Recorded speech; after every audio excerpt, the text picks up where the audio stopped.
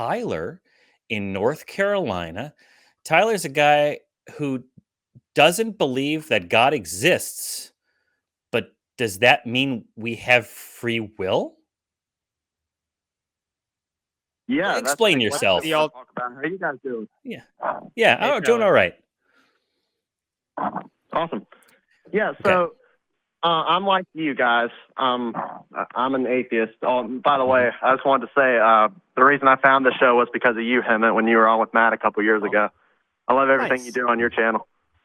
Thanks, man. Yeah, absolutely. So yeah, I've been wondering. So first of all, I was indoctrinated Christian. I was a Christian up until I was 16. I'm 19 now. I've been, agnostic atheist a few years. I'm comfortable with accepting the atheist label now because of how you guys defined it. Like, atheism is not, I know there is no God, can prove to you that there's no God. It's just, we're not convinced that there is. Right. So, but I absolutely agree. Like, if God exists under the model of Christianity, there's no free will in that. He knows everything we're going to do. He knows that, all of us are presumably going to burn in hell for eternity. And he knew that billions of years before we were born. So there's no free will under that model.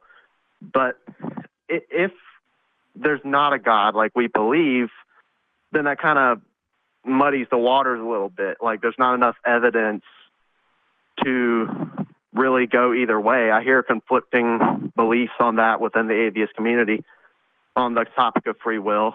I don't know what you guys think. Like, if there's not some arbitrator of the universe, then does that mean we do have free will? Just want to know what you guys think. That's such a fair enough. We've covered this on the show many, many, many times. So I'm not an expert in the philosophy of free will or the neurology of free will, but I will say that the idea that there's either free will or not free will is a false dichotomy. There's various different kinds of notions of free will that's determined by various factors. Like, for example, would you agree that you didn't have any free will choice to be born at the time, at the place, in the manner that you were, right? No, of course not. Yeah, absolutely. So many of the factors of your existence was determined before you ever got a chance to exercise one flicker of a choice. And then on top of that, you don't have control over other people coming into the lobby of your life. So you're forced to limited number of choices that way, right? And then on top of that, you have certain biological necessities that require you to do certain things at certain times, or you will cease existing. And then there's the question as to whether or not the universe, in some higher sense or some greater sense, is deterministic, independent of quantum physics and all this kind of stuff. So you've already narrowed complete and utter libertarian free will from the equation, and now you're exercising potentially you're exercising certain kinds of choices within a circumscribed universe of limited choices. How can that be considered free will?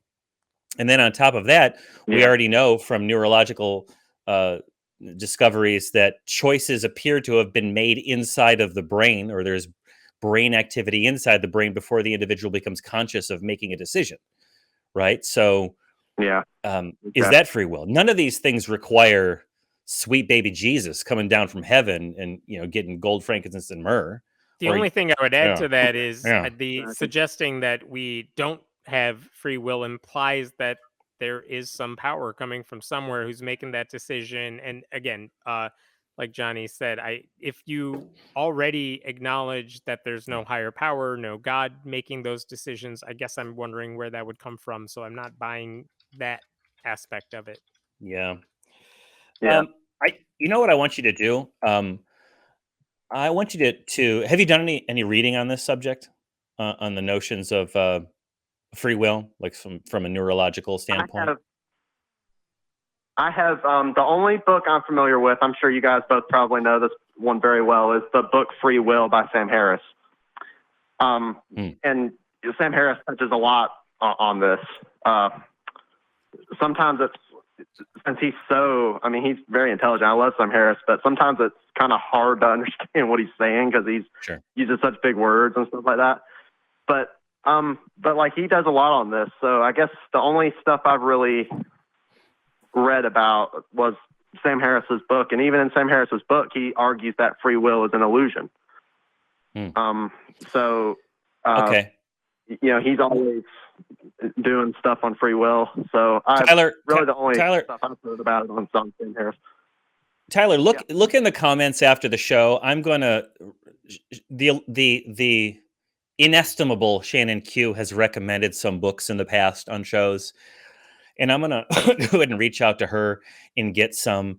I'm sure that Forrest Valkai has some good suggestions as well of stuff to read on this subject. I've read some. Nothing's coming to mind, but I know I've read some materials on this. Was it Dan Dennett wrote some stuff at some point? I was thinking the same thing, and I couldn't remember the title, but I feel like he's also covered this subject. Yeah, I don't have anything to add to that. Yeah. Please find more sources than Sam Harris, though. Yeah, Sam Harris, fan of the show, I'm sure, but he's not the beginning. He's not the alpha and the omega of this topic, nor do I think you think he is. But yeah, thanks for your call so much, Tyler. Do appreciate you calling in.